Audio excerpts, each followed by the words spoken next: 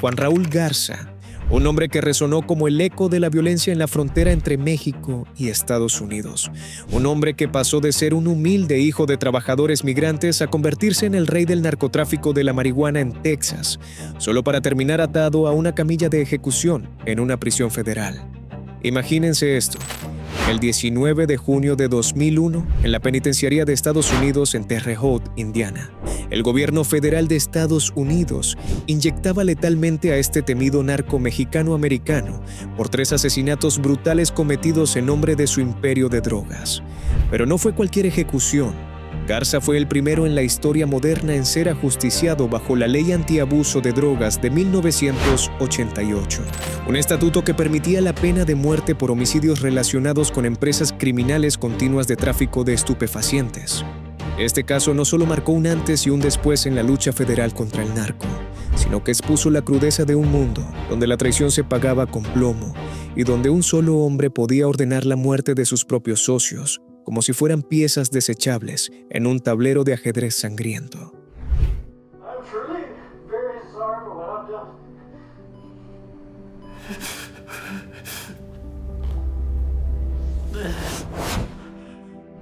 Juan Raúl Garza nació el 18 de noviembre de 1956 en Brownsville, Texas, justo en la línea fronteriza que separa Estados Unidos de México, hijo de trabajadores agrícolas migrantes mexicanos.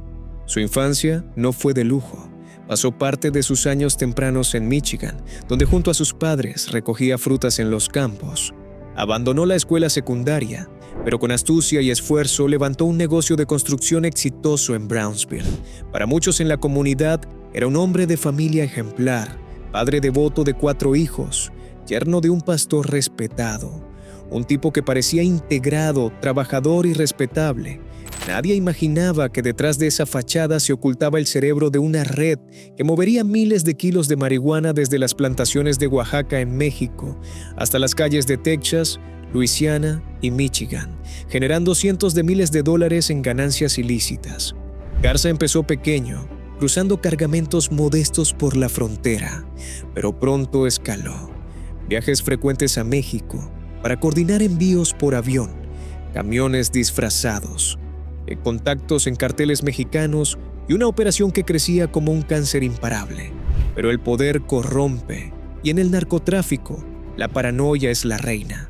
Cada cargamento perdido, cada decomiso por parte de la aduana o la DEA hacía que Garza oliera traición en sus propios hombres, y cuando sospechaba, no había piedad. Si te está gustando este expediente profundo y detallado sobre uno de los narcos más temidos que Estados Unidos ejecutó en su propia tierra, no te quedes solo con esta historia. Suscríbete ahora mismo al canal Expedientes del Corredor, activa la campanita y no te pierdas los próximos casos que destapan los archivos más oscuros de la frontera, el crimen organizado y las ejecuciones que cambiaron la historia. La caída llegó en 1992.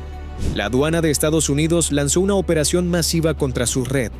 El 6 de febrero de ese año, allanaron su casa en Brownsville. Arrestaron a 13 socios que luego cooperaron y delataron todo. Garza huyó a México, pero la justicia lo alcanzó. El 6 de noviembre de 1992 fue arrestado en México, después de una llamada grabada donde intentaba vender droga a un informante. Extraditado a Estados Unidos, lo detuvieron inmediatamente. El 3 de enero de 1993, un gran jurado federal lo acusó formalmente. 3 cargos de homicidio en una empresa criminal continua, 5 de posesión de marihuana con intención de distribuir, 1 de dirigir una empresa criminal continua y 1 de lavado de dinero. El fiscal general William Barr autorizó buscar la pena de muerte bajo la sección 848-E, que permitía ejecutar a quien matara o ordenara matar en el marco de un narcotráfico mayor. Garza fue uno de los primeros en enfrentar esa posibilidad. El juicio en el Distrito Sur de Texas fue un espectáculo de testimonios escalofriantes. Los Flores, Israel y Jesús, sus propios sicarios, contaron con lujo de detalle cómo Garza planeaba, pagaba y a veces ejecutaba. El jurado escuchó sobre los decomisos, las llamadas interceptadas, los millones en efectivo y la paranoia que desató la masacre. Garza fue declarado culpable en todos los cargos en 1993. En la fase de sentencia, los fiscales presentaron evidencia de los asesinatos adicionales en México para mostrar el patrón de brutalidad. Los atenuantes, su juventud, estrés que otros acusados recibieron menos, no pesaron frente a los agravantes, múltiples homicidios, liderazgo en una red masiva, impacto en la sociedad.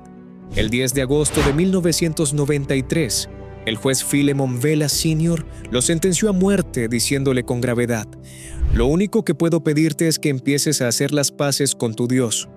Garza, en prisión, intentó sobornos, fugas y hasta ordenó un atentado contra el fiscal, queriendo torturarlo. Su amante trató de meterle una sierra para escapar. Nada funcionó. Las apelaciones se extendieron años. Garza y sus abogados alegaron sesgo racial y geográfico en la pena federal de muerte. Estudios mostraban que el 85% de los condenados a muerte federal eran minorías y que Texas concentraba muchos casos. El presidente Bill Clinton dio una prórroga de 6 meses en diciembre de 2000 para revisar posibles discriminaciones, pero George W. Bush la negó. La Comisión Interamericana de Derechos Humanos pidió clemencia, grupos como Human Rights Watch también, pero el fiscal general John Ashcroft defendió el caso. No había sesgo. La evidencia era abrumadora. La Corte Suprema rechazó los últimos recursos. Garza se convirtió en el primer narcotraficante ejecutado por el gobierno federal en la era moderna bajo esa ley específica. Llegamos al día fatídico, 19 de junio de 2001. En Terre Haute, Indiana, en la misma camilla acolchada donde McVeigh había muerto 8 días antes, Juan Raúl Garza pasó sus últimas horas descansando, leyendo, viendo televisión, hablando con su abogado, el alcaide y el capellán. Su última comida: un filete, papas fritas, aros de cebolla, cola light y 3 rebanadas de pan. A las 8:09 de la mañana, hora del este, la inyección letal comenzó. Testigos lo describieron nervioso al principio, flexionando los pies mientras ataban las cortinas, pero luego resignado, con la cabeza inclinada hacia la sala de testigos, ojos entrecerrados, labios azulándose. Pronunció sus últimas palabras: «Solo quiero decir que lo siento y me disculpo por todo el dolor y la tristeza que he causado. Pido su perdón y que Dios los bendiga». 5 minutos después, a las 7:09 de la mañana, hora local, estaba muerto. Afuera, unos 50 activistas contra la pena de muerte cantaban protestando. Garza dejó 2 hijos pequeños, de 9 y 12 años en ese momento. Este caso no fue solo la ejecución de un criminal, fue un mensaje del gobierno federal. El narcotráfico que cruza fronteras y deja cuerpos a su paso ya no sería tolerado con prisión suave. Garza representó la primera vez que un rey del narco caía bajo la guillotina federal por sus propios asesinatos. Su imperio, que empezó con camiones cruzando la frontera y terminó en sangre y plomo, mostró cómo la marihuana, esa droga que muchos subestiman, podía generar imperios tan letales como los del crack o la cocaína. Y Garza, que una vez controlaba vidas con una llamada, terminó pidiendo perdón con la voz temblorosa frente a la muerte.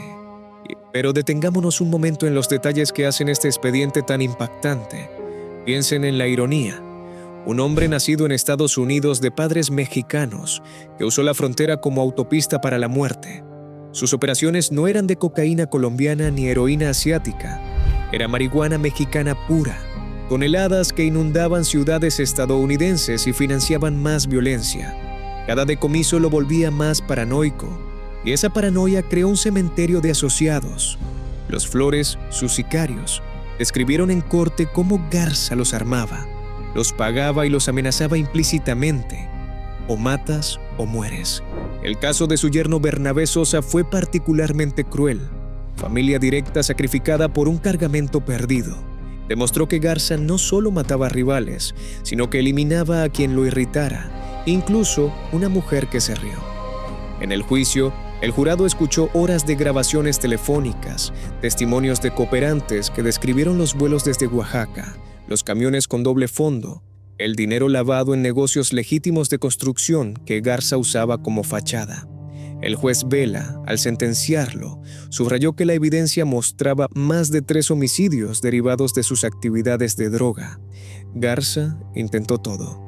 Apelaciones basadas en instrucciones erróneas al jurado sobre la posibilidad de libertad condicional. Le dijeron que podría salir en 20 años si no era muerte, cuando en realidad era cadena perpetua sin libertad. Alegatos de sesgo, peticiones internacionales. Pero la justicia federal fue implacable. Hoy, más de 2 décadas después, el legado de Garza vive en la evolución de la pena de muerte federal. Fue uno de solo 2 ejecutados bajo esa cláusula específica del Drug Kingpin Act. Su caso impulsó debates sobre si la pena capital disuade el narcotráfico o si solo crea mártires. En México y en la frontera, su historia se cuenta como advertencia: el rey que cayó. Familias destrozadas, comunidades marcadas por la violencia que trajo su imperio. Y mientras tanto, el narcotráfico evolucionó a cosas peores: fentanilo, carteles más sangrientos.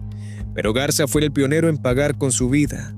Garza no era un sicario de bajo nivel, era el jefe, el que tomaba decisiones desde su casa en Brownsville, mientras fingía ser un empresario constructor. Sus hijos lo veían como padre amoroso, la comunidad como pilar, pero sus hombres lo temían como a la muerte misma. Cada asesinato que ordenaba no era por capricho, era estrategia. Eliminar informantes potenciales, recuperar dinero, mantener el terror interno. El pago a los Flores, dinero, autos, droga, muestra cómo recompensaba la lealtad sangrienta. Y cuando él mismo mató a Rumbo, no fue un acto impulsivo, fue calculado en un camino rural, con testigos que luego lo delatarían. El cuerpo arrastrado a la maleza, los tiros extra para asegurarse, eso habla de un hombre que no dejaba cabos sueltos. En México, los asesinatos agregaron dimensión internacional, cada uno un eslabón roto en su cadena de suministro. La DEA y aduanas tardaron años en armar el rompecabezas, pero cuando lo hicieron, el allanamiento de 1992 fue el golpe maestro. 13 arrestos, cooperación masiva, Garza huyendo pero atrapado por una simple llamada interceptada. La extradición rápida mostró la cooperación binacional que ya existía entonces. Durante los años en el corredor de la muerte federal, Garza no dejó de ser problemático. Intentos de fuga, sobornos, planes de venganza contra el fiscal, eso reforzó la imagen del hombre peligroso hasta el final.